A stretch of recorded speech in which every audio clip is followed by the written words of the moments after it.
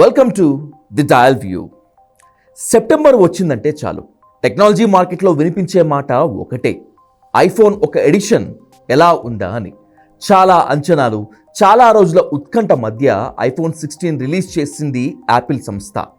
Booking start అయింది. Mobile ఎలా ఉందా అనే ఆసక్తి ప్రతి ఒక్కరిలోనూ కనిపిస్తోంది.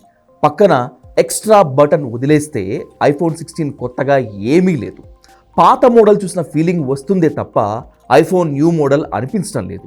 ఫోన్ పక్కకు ఓ కెమెరా బటన్ ఇచ్చారు. దీంతో జూమ్ ఇన్, జూమ్ అవుట్ చేసుకోవచ్చు. ఇది తప్పిస్తే బయటకు కనిపించే పెద్ద మార్పులు ఏమీ లేవు న్యూ ఐఫోన్ సిరీస్లో.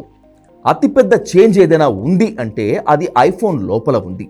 సరికొత్త ప్రాసెసింగ్ చిప్ A18తో ఐఫోన్ 16 వచ్చేసింది.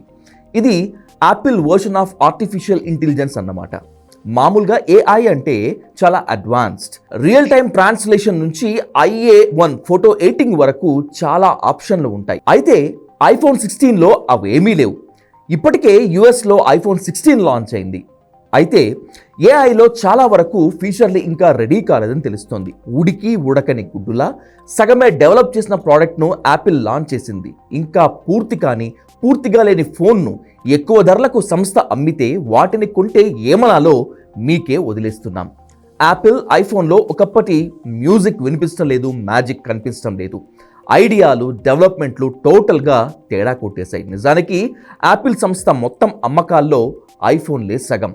అలాంటిది ఐఫోన్ అమ్మకాలు వరల్డ్ వైడ్గా తగ్గుతున్నాయి. 2024 జనవరి నుంచి మార్చి వరకు ఐఫోన్ అమ్మకాలు 10% వరకు పడిపోయాయి. సో ఇలాంటి టైంలో మళ్ళీ ఐఫోన్ల మీదకు యూజర్లను అట్రాక్ట్ చేయించాలి, ఎలాగైనా వాళ్ళు కొనేలా చేయాలి. దీనికోసం AIలోకి దిగింది యాపిల్ సంస్థ. ఆర్టిఫిషియల్ ఇంటెలిజెన్స్తో ముందుకు వస్తున్నారు. మరి ఇదైనా సరిగ్గా పనిచేస్తుందా అంటే అది లేదు. సగం డెవలప్ చేసినటువంటి AIతో వచ్చింది యాపిల్. కాపాడటం కాదు కదా, ముంచేసే ప్రమాదం ముంచుకొస్తోంది.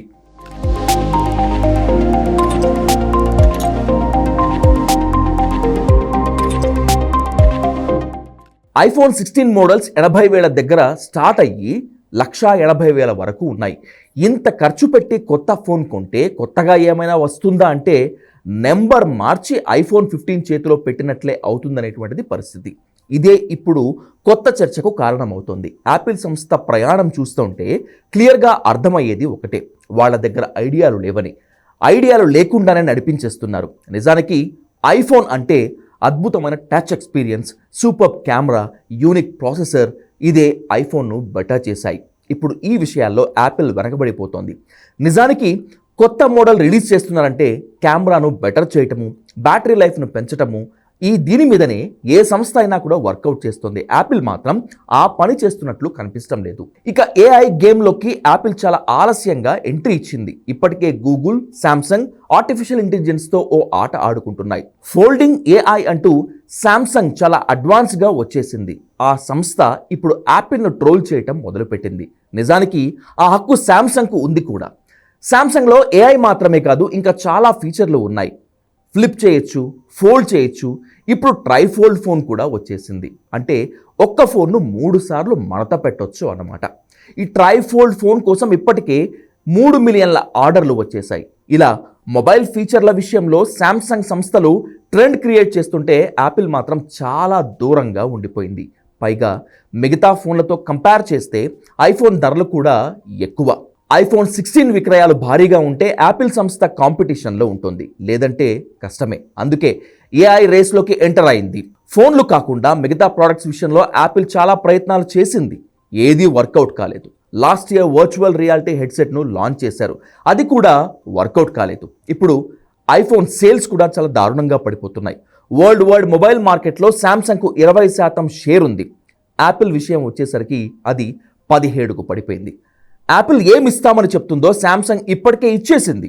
దీంతో ఐఫోన్ విక్రయాలు పడిపోతున్నాయి. ఇలాంటి సమయంలో శాంసంగ్ గూగుల్కు పోటీగా AIలోకి ఎంటర్ అయింది. అది పర్ఫెక్ట్గా వచ్చిందా అంటే అది లేదు. హాఫ్ బాయిల్డ్లా హాఫ్ డెవలప్మెంట్ AI సాఫ్ట్వేర్తో వచ్చేసింది. ఇది యాపిల్ సొంతమా అంటే అది కూడా కాదు. యాపిల్ సంస్థకు ప్రత్యేకమైన AI మోడల్ లేదు. ఆర్టిఫిషియల్ ఇంటెలిజెన్స్ కోసం థర్డ్ పార్టీ యాప్ల మీద ఆధారపడుతున్న పరిస్థితి. ప్రత్యేకమైన AI మోడల్ ఉంటే యూజర్లను అట్రాక్ట్ చేయొచ్చు, అలాంటిది ఏది కనిపించడం లేదు. అలాంటప్పుడు ఇన్ని డబ్బులు పెట్టి ఐఫోన్ 16 కొనడం అవసరమా? శాంసంగ్ గెలాక్సీ ఫోన్లు చూస్తే real time translation, AI power photo editing, writing and text summarisation ఉంటుంది. అయితే యాపిల్లో అలాంటివి ఏమీ లేవు. అలాంటప్పుడు డబ్బులు తగలేయటం అవసరమా? ఒకప్పుడు అన్ని మొబైల్స్తో కంపేర్ చేస్తే ఐఫోన్ ఫీచర్స్ యూనిక్గా ఉండేవి, బెస్ట్గా ఉండేవి. అందుకే ఐఫోన్ వాడేందుకు తెగ తాపత్రయపడేటువంటి వాళ్ళు ఇప్పుడు అందరికంటే వెనకబడిపోయింది యాపిల్. ఇలాంటి టైంలో ఏఐ రేస్లోకి ఎంటర్ అయింది యాపిల్. ఒక రకంగా ఆ సంస్థకు డూ ఆర్ డై లాంటిది. యాపిల్ సంస్థను నిలబెట్టింది ఐఫోన్లు. ఇప్పుడు ఏఐ ఫీచర్లతో ముందుకు వచ్చింది. ఇప్పుడు కొత్త ట్రెండ్ క్రియేట్ చేయకపోతే యాపిల్కు జరగబోయేది ఊహించుకోవటం కూడా కష్టమే. మరో బ్లాక్బెర్రీ, మరో నోకియాల యాపిల్ కూడా అంతరించిపోయే ప్రమాదం లేకపోలేదు. మొబైల్ మార్కెట్ను దశాబ్దం పాటు డామినేట్ చేసిన ఈ సంస్థ ఏ చిన్న పొరపాటు జరిగినా, ఏ చిన్నది తక్కువైనా అది పెద్ద లాస్గా మారటం ఖాయం. ఇప్పుడు యాపిల్ ఐఫోన్ ముందున్న భారీ సవాల్ ఇదే.